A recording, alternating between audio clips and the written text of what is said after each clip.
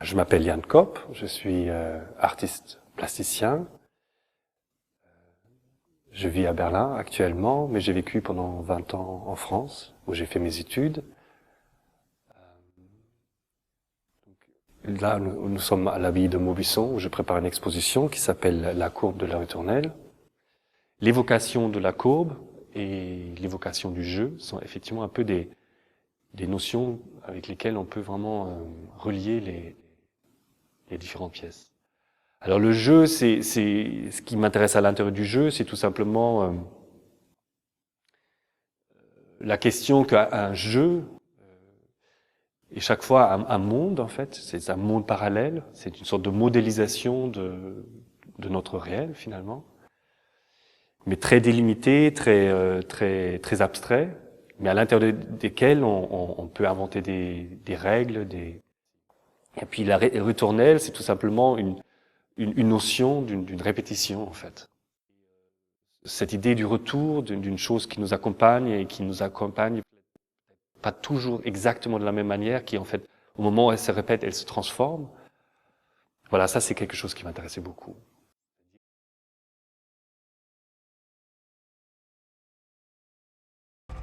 Ici, nous sommes dans la Grange à Dîmes. Cette pièce s'appelle Le jeu sans fin. L'installation introduit l'exposition. Elle donne effectivement, par son mouvement et par son choix formel, déjà un peu les grandes lignes des pièces qui vont suivre. Relativement vite, j'avais envie de réadapter une pièce que j'avais déjà réalisée l'année dernière qui s'appelle Le jeu sans fin, qui consiste donc d'un podium, un grand plateau ovale, sur lequel sont disposés des milliers de billes de verre et au-dessus duquel sont suspendus 11 pendules de Foucault qui sont en mouvement, qui oscillent au-dessus de ces billes. Et à cause de la rotation de la Terre, les billes sont amenées à être poussées par les pendules de Foucault. Le mouvement de l'aller-retour de ce pendule reste toujours dans une direction et ne se laisse pas perturber d'une certaine manière par la rotation de la Terre. C'est-à-dire qu'il faut imaginer que la Terre, elle est en train de tourner en dessous de ce mouvement. Et puisqu'il y a ces deux mouvements qui sont indépendants, les pendules vont pousser de temps en temps, de manière imprévisible, les billes qui sont dans leur trajet. C'est une installation qui est une tentative de rythmer le temps ou qui essaie de trouver une sorte de rythme régulier, qui a aussi un décompte. C'est quelque chose qui ne se révèle pas immédiatement non plus. Il faut probablement 10 minutes ou 15 minutes d'observation jusqu'à ce qu'on se rende compte qu'il y a quelque chose qui est en train de se passer. C'est aussi quelque chose qui est très lent, pas très spectaculaire en fait, c'est plutôt des micro-événements, c'est des choses qui se révèlent dans les détails et d'une manière assez imprévisible. J'ai vu le pendule de Foucault la première fois quand j'étais enfant et ça m'a complètement bouleversé cette affaire-là. Enfin, de tout d'un coup de me rendre compte que c'est moi qui bouge avec la Terre et c'est le pendule qui ne bouge pas. C'est vraiment une sorte de renversement d'un regard en fait sur le monde. C'est assez vertigineux.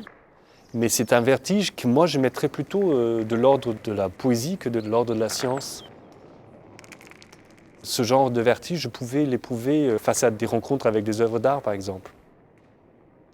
Ce que j'aime dans l'art, c'est quand je vois des œuvres d'art qui tout d'un coup me passionnent, c'est que j'ai l'impression d'avoir été tout d'un coup confronté à une vision du monde que je n'ai pas encore eue avant. Et que tout d'un coup je trouve que le monde est encore beaucoup plus grand que je ne croyais. Ça c'est extraordinaire.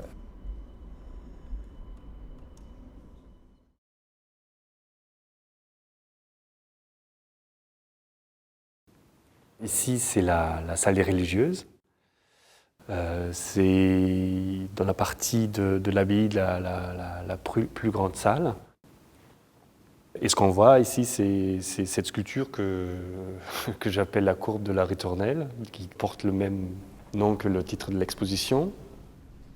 C'est une sculpture qui est réalisée avec des baguettes de pain empilées. C'est un système assez simple. Et la particularité, c'est que ce sont des baguettes de pain qui sont invendues, donc récupérées, que j'ai laissé sécher pour qu'ils deviennent vraiment durs. à peu près 2600-2700 baguettes, pour créer cette spirale un peu allongée, une sorte de labyrinthe simplifié. Donc, en fait, l'idée, c'est juste que la structure invite une éventuelle déambulation, circulation. Formellement, c'était vraiment l'idée de vouloir intégrer dans cette salle qui a une très forte présence architecturale, une sorte de deuxième architecture, mais qui ne serait pas en concurrence, mais qui essaye de s'insérer en fait dans la logique de cette architecture présente. La forme, elle est vraiment très très clairement inspirée par le lieu et par certains motifs aussi que je regardais, qui sont des motifs que les cisterciens ont utilisés pour des parties décoratives. L'idée aussi de cette masse de pain était aussi une manière d'essayer de faire oublier le pain à un moment donné. Donc on s'éloigne de plus en plus de la question de quoi s'agit-il en particulier, mais de voir tout d'un coup quelque chose de nouveau apparaître, qui est cette forme qui est une espèce de mur en courbe ajouré et qui est à la fois opaque et transparent. Donc c'est quelque chose qui est assez sensible à la situation lumineuse et en même temps qui garde une très grande fragilité. C'est-à-dire qu'on travaille aussi avec quelque chose dont on ne connaît pas exactement son comportement jusqu'au bout. C'est comme une sorte de construction calendrier qui va mesurer en fait le temps, les 6 mois, parce qu'elle va croître sur les 6 mois, mais qui peut aussi, à un moment donné, ne plus pouvoir grandir au-delà de ses capacités statiques et qui va aussi s'effondrer. Et ça, c'est tout à fait imaginable et intégré dans l'idée du projet que, à un moment donné, ça ne résiste plus à sa propre évolution naturelle. Et je pense que ça vit aussi avec cette tension-là. On est très clairement devant un matériau de construction inhabituel, qui a d'une certaine manière toutes les qualités qu'on recherche dans la construction, c'est-à-dire c'est un matériau léger mais très dur, et en même temps qui est paradoxal parce que très fragile. Et surtout, chaque baguette est finalement déjà un élément fabriqué manuellement, donc absolument pas normé. Et donc dans la construction, il y a des énormes inégalités, et puis ça intègre effectivement le risque que tout ça peut à un moment donné avoir des points faibles et s'écrouler. À la fin d'une exposition, il faut jeter tous ces matériaux. Pour moi, il y avait quelque chose d'un peu étrange dans cette manière de faire apparaître des choses de grande envergure, et puis après, une fois que c'est fini, tout ça va à la poubelle. Donc dès le départ, ici, l'idée c'était de prendre quelque chose qui de toute façon était déjà destiné à être déchet. C'est aussi une manière de réfléchir comment produire sans user ou de utiliser chaque fois des nouveaux matériaux. À un moment donné, essayer de rester dans une sorte de cycle finalement. Enfin, littéralement, on est dans du recyclage.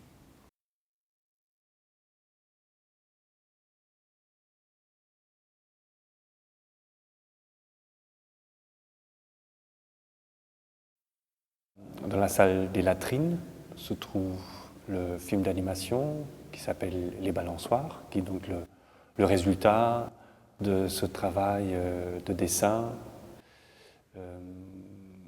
où ont participé, je crois, une quarantaine ou une cinquantaine de personnes, et qui donc montre des enfants en train de jouer sur et autour des balançoires. Donc j'ai essayé un peu de comprendre aussi où je suis, et donc très vite j'ai fait connaissance de la maison d'enfance qui est en fait dans le même parc, aller rencontrer ces enfants qui jouaient là et qui justement étaient en train de réaliser des jeux qui m'intéressaient comme une piste de travail. J'ai démarré le projet de dessin avec des lycéens qui étaient intéressés par le cinéma. Et puis après, il y avait un groupe qui finalement, c'était plutôt des étudiants, pas exclusivement, qui sont venus ici à l'abbaye de Maubuisson et on a dessiné pendant 5 jours.